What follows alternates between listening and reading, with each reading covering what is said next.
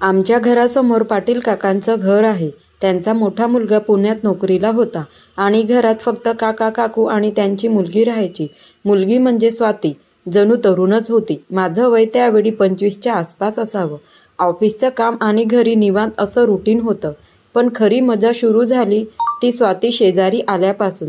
रोज सकाळी घरासमोर आल्यावर तिचं बोटांनी केस आवरणं, कधी दारात उभी राहून माझ्याकडे बघणं, हे सारं लक्षात यायचं. एकदा मी गॅलरीत उभा होतो. ती कपडे टांगत होती. तेव्हाच आमच्या नजरेवर नजरा पडल्या. मला हसू आलं आणि काहीतरी वेगळंच जाणवलं. त्या दिवसापासून आमचं बघणं थांबायला तयारच नव्हतं. संध्याकाळी मी स्कूटर पुसत होतो. ती पाणी घेऊन अंगणात आली. ती हलक्या आवाजात म्हणाली, "तू रोज उशिरा येतोस ना कामावरून?" मी म्हणालो, "हो, पण आज थोडं लवकर आलो." ती फक्त डोळ्यांनी हसली आणि मला समजलं की काहीतरी खास सुरू झालं आहे. काही दिवस गेले. आमच्या गप्पा अंगणात कधी जिन्याजवळ, कधी किराणा आणताना व्हायच्या. एकदा रात्री घरातील लाईट गेली होती. मी टॉर्च घेऊन गॅलरीत उभा होतो. स्वाती हळूच माझ्या जवळ आली आणि म्हणाली, "भीती वाटते रे काळोखाची." मी तिचा हात धरला आणि त्या पहिल्या स्पर्शात अफाट ऊब मिळाली. त्यानंतर आमचं नातं वेगळ्याच रंगात रंगलं. बाहेरून पाहिलं तर शेजारी, पण आतून मात्र नकळत एक अफेअर सुरू झालं होतं. रोज थोडं हसणं, थोडं स्पर्शणं, थोडं गुपचूप वेळ चोरून एकत्र बघणं, हीच खरी मजा होती. शेजारपणाच्या या गप्पामधून आमचं नातं कुणालाच कळलं नाही, पण दोघांच्या आयुष्यातला हा गुपित रोमांस कायम आठवणीत राहिला. वीज गेलेल्या त्या रात्रीनंतर आमचं नातं अजून घट्ट झालं. रोजच्या लहान सहान गोष्टींमध्ये आम्ही एकमेकांना भेटायचो. एकदा असं झालं की दुपारी घरात कोणीच नव्हतं. काका काकू नातेवाईकांकडे गेले होते. मी ऑफिसवर जायच्या तयारीत होतो, पण स्वाती खिडकीतून हळू आवाज दिला, "ए थांब जरा." मी चकित झालो, पण आत शिरलो. घरात एकदम शांतता, हलका फॅनचा आवाज आणि तिच्या चेहऱ्यावरचा वेगळंच तेज. ती म्हणाली, "कॉफी करायची होती. एकटीला मजा येत नाही म्हणून तुला बोलावलं." मी हसत म्हणालो, "कॉफीला तर हो, पण खरं सांग, एकटेपणा वाटते ना?" तिनं हळूच मान डोलावली.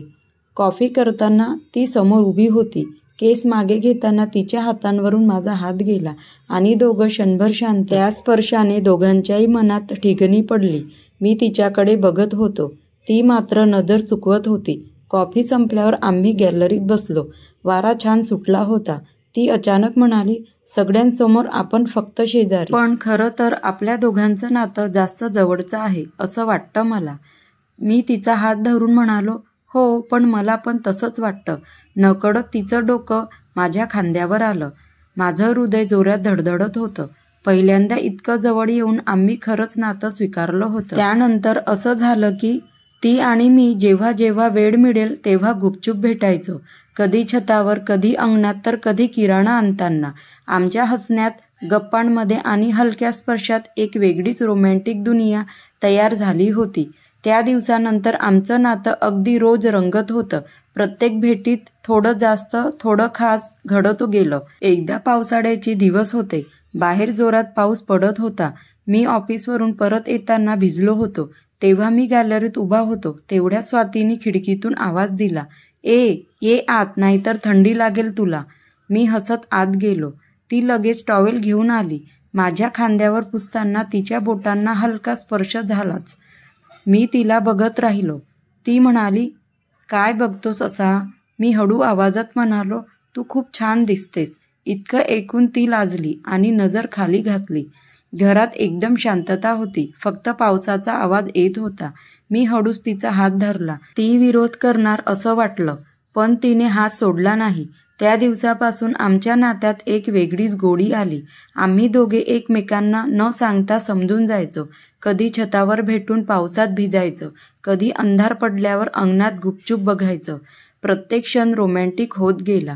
आता फक्त शेजारपणाचं नातं नव्हतं, तर एक गुपित अफेअर फुललं होतं. एक दिवस मी घरी आईला माझ्या आणि त्याच्याबद्दल सांगितलं. आईला तो पहिलेपासून नजरेत पटला होता. म्हणून आई-बाबांनी आमच्या नात्याला होकार दिला. स्टोरी आवडली असेल तर कॅप्चर रोमॅन्टिक स्टोरी या यूट्यूब चॅनलला लाईक आणि सबस्क्राईब करा. धन्यवाद.